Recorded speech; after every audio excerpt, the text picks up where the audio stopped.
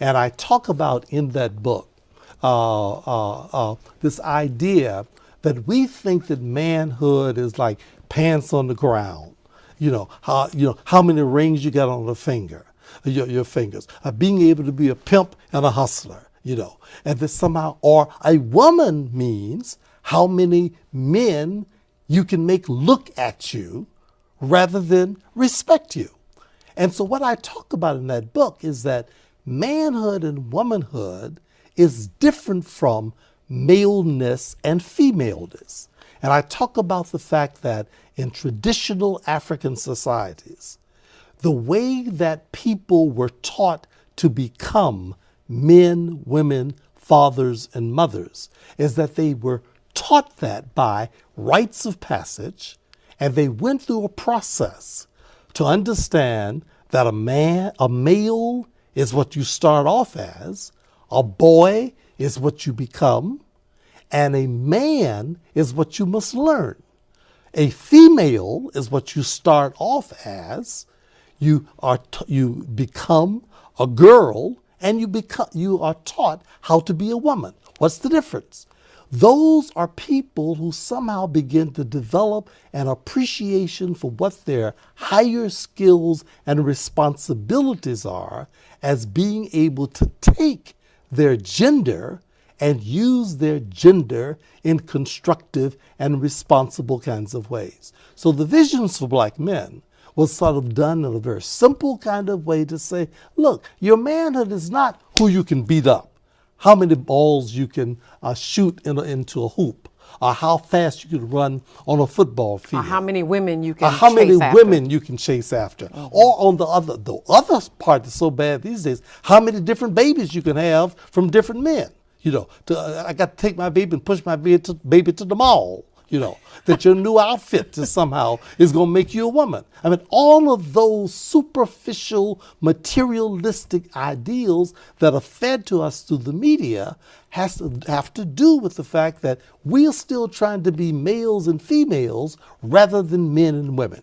And we can't leave that up for granted. We can't leave that up to the media. Happy Black History Month, Hub family. Welcome to another special edition of the Hub, all things for us with your boy, Damon Reynolds. And listen, I'm so excited for this next episode. But before I even get into all that, I got to explain to you who that man was that opened up our show. Listen, that is Dr. Na'im Akbar. Better yet, he's known as one of the most brilliant black psychologists in our country. He's also somebody who's contributed a lot of just powerful, informative work to that space that has really helped generations and generations of people. He's also written many of the books that you may hear me reference on this platform, and specifically in this case, a book called Visions for Black Manhood is something I tend to read pretty periodically. But he sets the tone for what our time together is about today. So as we approach Black History Month, I'm going to be lifting up a lot of our heroes and voices, and he is somebody who I wanted to make sure you all got exposed to, because I believe he is, and he's still with us, but he is one of the most powerful leaders that we can really look to for wisdom and advice in his works. He has a ton of books, and I'm going to be adding that to the platform so that you guys can see it. But look, we got to have a conversation about manhood. We talk about manhood, and not just manhood as a universal concept, but I'm talking about African manhood. What does it mean to not only be a black man, but how do we look to the traditions of our ancestors and our brothers and sisters in Africa for what it means to be an African man? And that's where most of us come from. You hear me say people of African descent. I don't do that by accident or mistake, but that's because I'm calling us back to a space of which we really belong, but also embracing the fact that yes, we've been raised in America. And so how do we blend these concepts and understand this all? So the biggest questions is, you'll probably ask me, what does it mean to be a man? I wish I could fully answer that for you. I wish. I can tell you this, there is no one size fits all answer to that question. But that's why I've tapped people wiser than I am, like my mentor, Mr.Malcolm, who you all got to meet on the very first episode of this show. He has just some amazing advice. He does a lot of amazing work with youth, with rites of passage programs. But not only that, he's worked in schools. He's a powerful leader in his community, a family man, somebody who I trust and who's just been a great voice and counsel for me, for my life. And so, family, I want to answer those questions because I think this is now more of a critical time than ever for us to learn and really think about what true manhood is. It's not relegated to what we own. It's not relegated to what we drive. It's not attributed to where we work, but rather, who are we? Do we have a sense of self? Are we thinking about our community? Are we really making sure to take care of those around us in our environment? These are all things that I think are doses of what it means to be a man and the actions we should take. But listen, family, you don't need to hear no more from me. I want y'all to check out this conversation I had with Mr. Malcolm Thomas, my mentor, a great friend, a great contributor to this world. Go ahead and check it out, family. See y'all soon. Real, I guess, quick, right off the bat, I would just ask, by definition or just overall, how would you define manhood? Well, manhood for me is there's two ways to look at it. One way is from a male person, right? So when we're dealing with the masculine energy, you know, there's a concept that has gained a lot of traction over the last several decades called toxic masculinity, right? So masculine energy is something which is inevitably going to be expressed. It can be expressed in females, but there is a masculine energy that is overwhelmingly expressed by men. It nourishes the male body, it nourishes the male brain, it is responsible for male secondary sexual characteristics, and that energy must be channeled because it has a very productive social use, right? So part of being a man is learning how to use, you know, the energy that we have, right, for the good of the world, and to be able to gain control of the energies motivating your behavior. So to become agents of justice, to become agents of truth, and to, above all, become people who are fighting for the improvement and healing of the world. So in cultures, we talk about the idea of the warrior healer. You'll hear that at different things. So it's a personality that is trying to use, you know, there's a place for the assertive energy of manhood, and that is used for the protection of the world and for the construction and building of the world. One thing we may not notice is that there is not a healthy model of manhood in the world right now, particularly for Black men. Right? For a lot of people, their model of manhood is someone like maybe like a Donald Trump and people of that type of category, right? Meaning there are people who are domineering, aggressive, warlike, etc. And we don't realize that we have models of manhood in Africa that we are not necessarily privy to, right? So one of the things in the model of manhood that you see throughout African culture is a person who is complementary to his woman, right? And who services things, who serves the world from the perspective of righteousness. So part of manhood is to be able to be acting in the image and likeness of that which creates you for the service of the world. And that is to be a man, so that the courage that you see, which is a defining quality of manhood, is to be able to act in the spirit of truth in spite of how you feel. And to be able to sacrifice one's personal self-aggrandizement for the collective and mutual benefit of you and the group. So a man is always doing what is correct in spite of his feelings and in spite of the discomfort or fear that may come as a result of that. So, intrinsic to manhood is a spine and courage and some guts, right? You have to be able to stand for something and to be able to act in spite of your fears on that thing, regardless of what anyone else is doing or how you may feel. Great definition. I've heard you say something that I think is key, and I wanted to raise this up as well. We've been now given a president who essentially, when you talk about leadership, you have the highest office in the country. And so with that, it comes great responsibility. Now, obviously, I've been sharing even with some of the young folks just how, hey, this is not the standard of what a man is supposed to act like, let alone, of course, he's a white man, but this is not the standard of any person or any human being in this world to act like that. So I'm just curious, even as you brought that up, how that's sort of feeding into the toxic masculinity space now, because this is bringing up something that I think is an ugly part of humanity.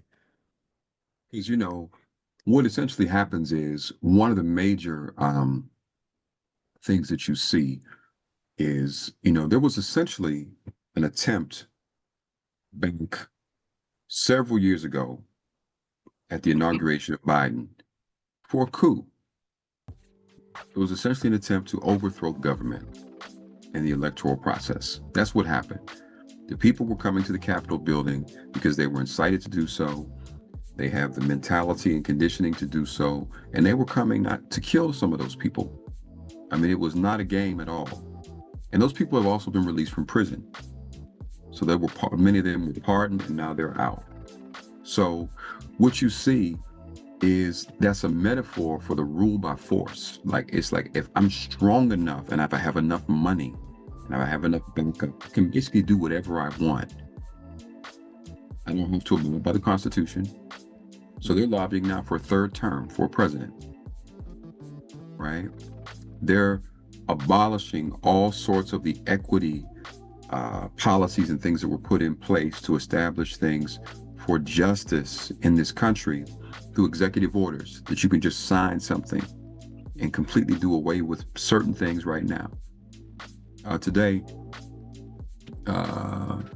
they were up at the local high school arresting people from ICE.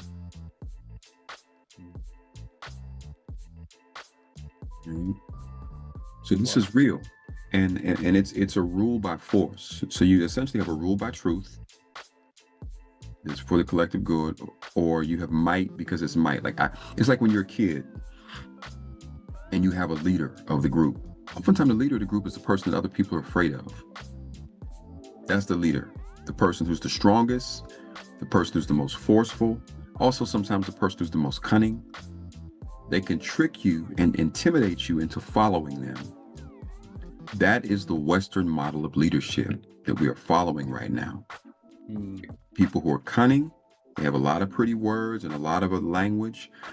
Trump went down and convinced coal miners that he was going to reinstate the coal industry and their jobs, knowing that was never going to happen because they don't have the ability to reason. Here's a billionaire convincing you that he represents your interests. So we have a model of manhood, and I would say not just the highest office in this country, some would say the highest office in the world. That has been a person who's almost a caricature of the very principles that are almost the exact opposite of ageless concepts of manhood that I was exposed to. You mentioned something really important there as well. I think about the distinction between westernized ideals or examples of what it means to be a man, because obviously there's a lot of that you can find on social media. There's a lot of, I believe, even issues and derision that's now forming in our community in certain spaces. But then also you talk about African manhood. And so even to dive further into that, when we think about just the clear distinction, I guess, between the two, because I'm not creating this sort of perfectionism, and people be like, well, hey, is it perfect? No, I'm not saying it's perfect, but I think there are some very clear distinctions, particularly for a black man growing up in America, that we need to make. And what would you say those are? Just to name a few. One of the distinctions between that model of manhood and the model that as African manhood is the collective. So ultimately, the first thing you have to have is a sense of the collective self.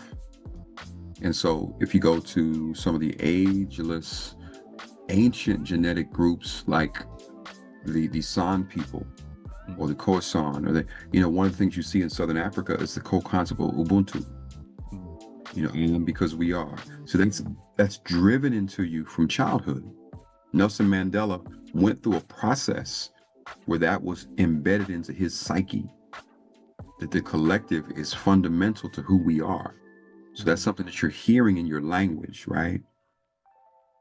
So when you don't have a sense of the collective self, you will always do things that are for your exclusive or for a small group's exclusive self-interest.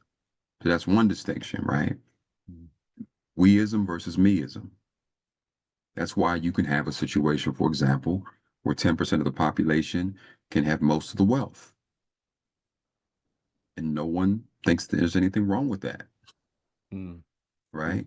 Another concept is one of balance. Concept in the Western world doesn't really have a well-established place for women.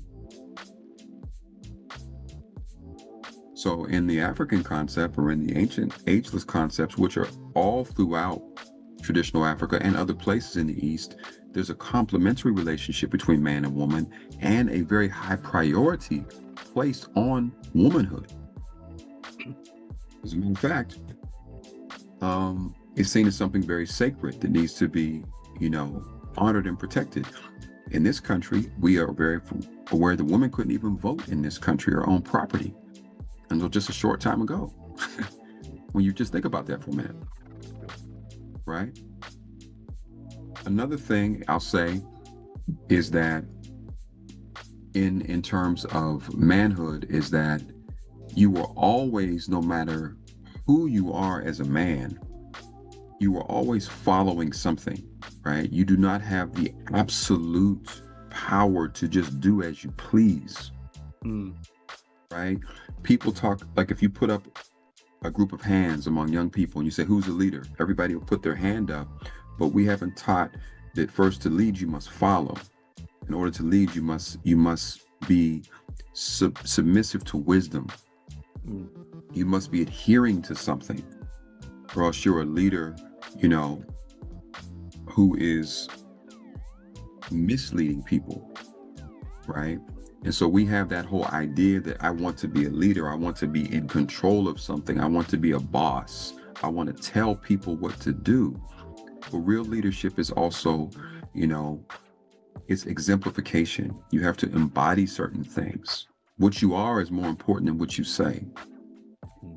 And so we don't have that model of leadership currently established in this country. So we have leaders who are inauthentic, who are autocratic, they follow nothing. They do not have an understanding of the balance between the masculine and feminine principle, and they do not have any sense of the collective self. The collective welfare. There's people right now who know, for example, that global warming and climate change is destroying the earth and what the ramifications are scientifically, but they don't care. They don't care because they're not able to think about what that means for their great-grandchildren or for all the other people in the world.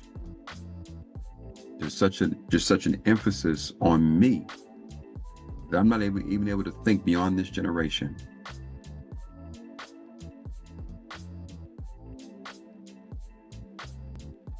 It's a mindset. Yeah. No. Did you have something else? I didn't want to. No. I'm just saying that it's very pervasive, and I think it's important also to note with the current presidential leadership that it's not just the fact that here's an individual. Because if you're thinking individually, you're thinking like the model that I'm talking about. We have to think collectively. It's that there's a whole system and a whole army of people who are behind this, who are a part of this way of thinking in this movement, who voted for the individual who's currently in office and who are in 100% support of all these things that are going on, and will support them even to the point of physical aggression and violence. Mm, mm, mm. You know, we see right now, and people don't talk about it, but over in Palestine, you see people essentially being ethnically cleansed in front of the whole world. And you see, and Jimmy Carter made a famous quote to Amy Goodman on NPR. She said, "Why don't Americans know?" He said, "Because Americans don't want to know." Mm, mm. Wow. So how do, and I would ask this question because this is, I think, something I've been thinking about as well. How are we to frame African manhood when you talk about being an agent of justice? Because I think this is a critical time in the country, and a lot of folks are still seeking after. I can just think of myself as a kid. I went to school, and the aspiration, one was just to get away from where I came from. And then the second thing was to also, it was kind of reinforced to me throughout school to get an education and to get a job and to get a career. And these are not terrible things, but I also felt like no one was teaching me that when I'm getting this, and because of my history, I need to come back and provide this for the people around me. So I'm just curious now, how do we frame African manhood into what's currently happening, and how do we get back to that place of the Sankofa? It's embedded in the whole reaching back model that we had. Mm-hmm. And it was a twofold model, as I said before. One is we have to reach back to the accumulated wisdom of successful civilizations and societies that we have been taught to look down upon or look away from. There is over 3,000 years of recorded history in Africa, recorded history that we don't know anything about. A quick survey of most people who are well educated will show that they cannot name 20 people who were born before 1 BC. Wow. They know nothing about the majority of recorded civilization, right? In addition to that, once you retrieve those ideas, you'll see that there was a very different way of living that other people, at the risk of saying something controversial, that other people have studied. And they have taken some of the best ideas, some of which you call secret societies and other groups. They have studied these civilizations and societies, and they use that information for their own personal empowerment, but not the collective group empowerment. You'll notice that almost all of your presidents are Masons. Just as something to think about, right? But the second thing is reaching back, is you don't go back and just retrieve the accumulated wisdom and the best ideas, but you have to go back to the people who did not have the benefit of that. The majority of people don't have the opportunity, or not always in a position to empower themselves through such knowledge and through certain opportunities. So we must go back to share power with them and engage in empowerment with these people to make sure that there is a resource redistribution, there is a re-education, there is a healing initiative in the community. There is a whole initiative around repairing and fighting for our families. We have to fight for our families. We have to fight to get back into the lives of our children as men. We cannot be passive with that.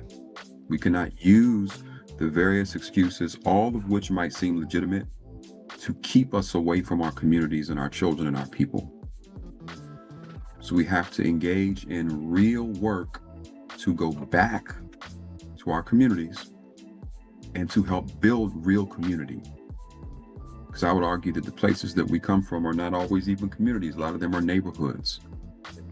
They're not places where there are shared values, where there's a shared covenant, and where there is a governing sense of collective oneness that keeps the community safe and secure.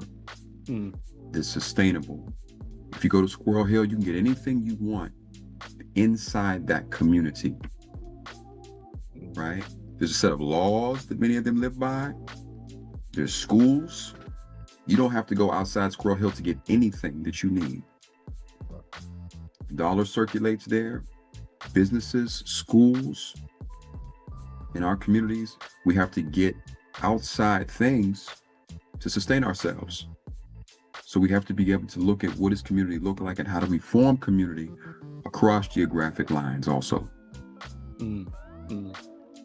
Yeah, there's been a collective, I guess, shift in terms of figuring out how do we begin to build that here. And I mean, it's coming more and more difficult with the DEI initiatives that are taking place at companies.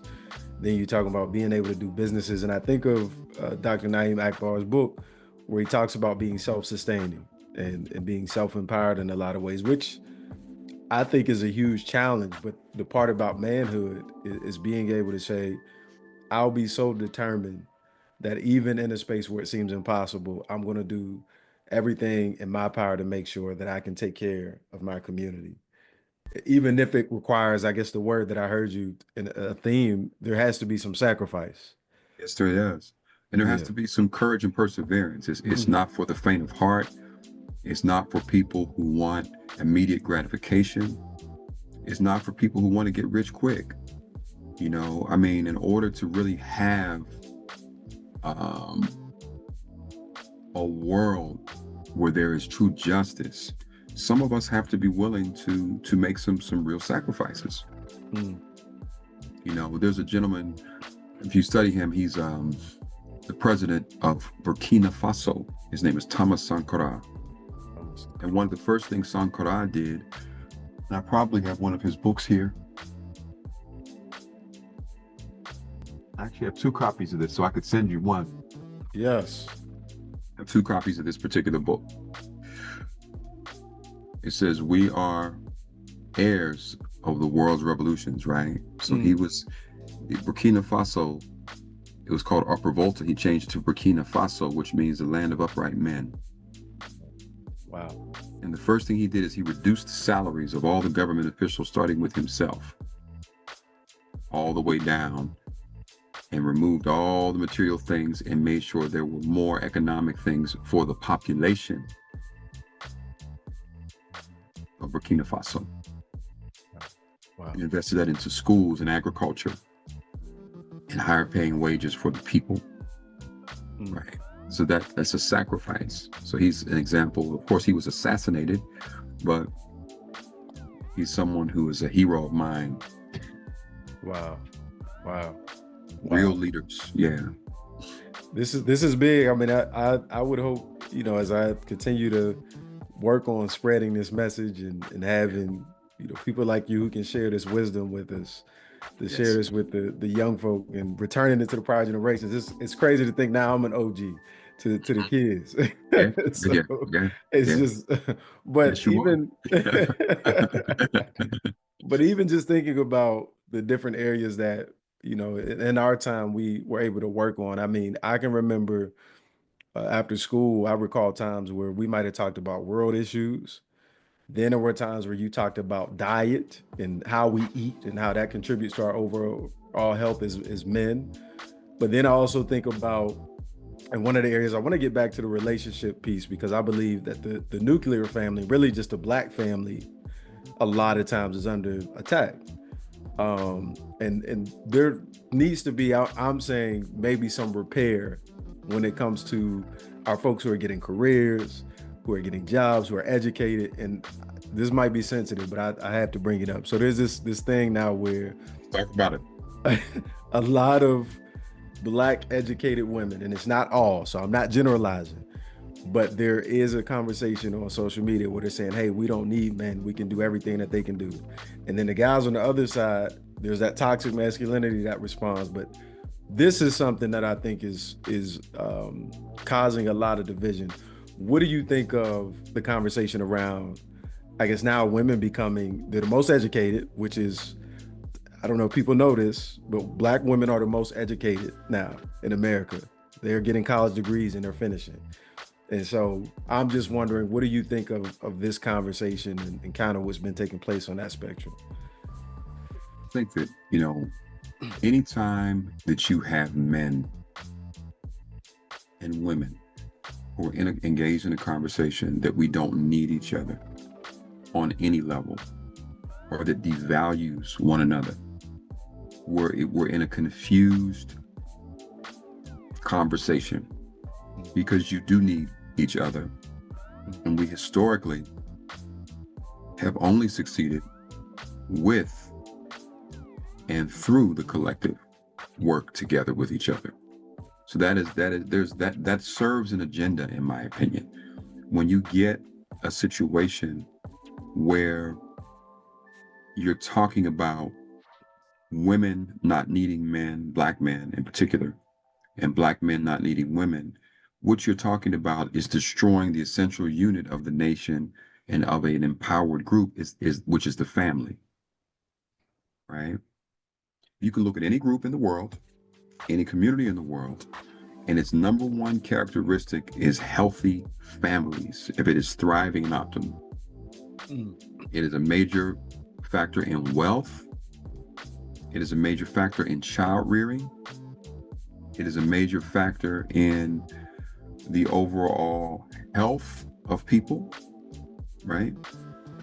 I mean, if you think you can live as a single person and do all the things you can single that you would do with shared wealth and combined resources, you just don't understand life. And if you think there's a black person that you are going to be integrated, unfortunately, into society just based upon your financial capital, I would argue that you're also operating from a lack of historical study. That has not happened, right? When you have seen groups, when you have seen people who have been able to succeed, they have done so because of the collective, interdependent community building that starts at the family level. So anytime you see anyone talking about men and women not needing each other, what you're talking about is a destruction of families. One of the quotes that I love by Carter G. Woodson, and there's a level of self-sufficiency that must happen before you really develop a level of interdependence with other groups. Carter G says, history shows that it does not matter who is in power or what revolutionary forces take over the government. Those who have not learned to do for themselves and have to depend solely on others never obtain any more rights or privileges in the end than they had in the beginning. And I found that to be the case. That's Carter G. Woodson, The Miseducation of the Negro. So if it doesn't matter who's in power, if we have not developed sufficiency and sustainability based on communities which are fundamentally constituted by families as a people,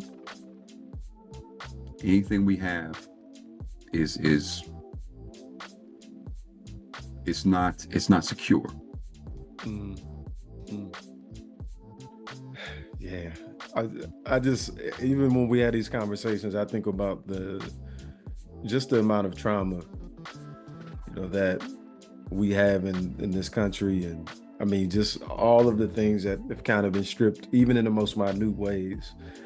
And I think about the Maasai tribe in Africa, and speaking with them, they spoke about just the state of the village and what happens in roles. And I just remember them speaking highly of the women, but also the women built the houses in the village. And then not only that, there was a lot of stuff that was being done of high responsibility that most in our society would say, well, no, the man is supposed to do this, and the women, so it's a lot of historical trauma that unfortunately it makes me think about that, even as you spoke about just the lack of interdependence now. Because there's not that relying relationship so much anymore. Serves the interests of the people who are in power. One thing, I was just talking to one of the sisters who used to work at Prep. She was there after you left, Cheyenne. Wow. She was just experiencing some anxiety, I think, about the state of the world right now, in a very real sense. And I said, we have to lean on community and the creation of community. We have to prioritize those who have made a commitment to live by certain virtues and have certain dispositions. They have to get the majority of our time and energy and effort. Because when you're standing on truth, you don't need a majority. You don't need a majority. You just need a small group of committed people. And that really is the factor that has created power shifts and changes all throughout human history. And so that's what we should be really focusing on, in my opinion, is who can we build with to create something of value for the collective. Yeah. You can't do it by yourself, but we also don't need everybody right away, because unfortunately that tends not to happen. That tends not to happen. So when I see you and you say, Mr. Malcolm, you jump on a Zoom, it doesn't matter what my schedule is. To me, this is more important than 90% of the other things I could be doing in my life. Because we're sharing a message of empowerment and hope and collectivity with people. And I look at you and see someone who has committed their life to that. And it just ignites my spirit to the core. Right? That's worth an hour's sleep to me. To be able to get into these types of conversations and to do this type of work. So I just want to thank you for creating this type of platform, because we can do this. Yeah. Because as they say in Jamaica, there's nothing wrong with us. It can't be fixed by what's right with us. So we have to lean into that. We have to figure out what that is that we may have forgotten about or lost. We have to get back to some of it. And we have to stand on it, even when it's uncomfortable.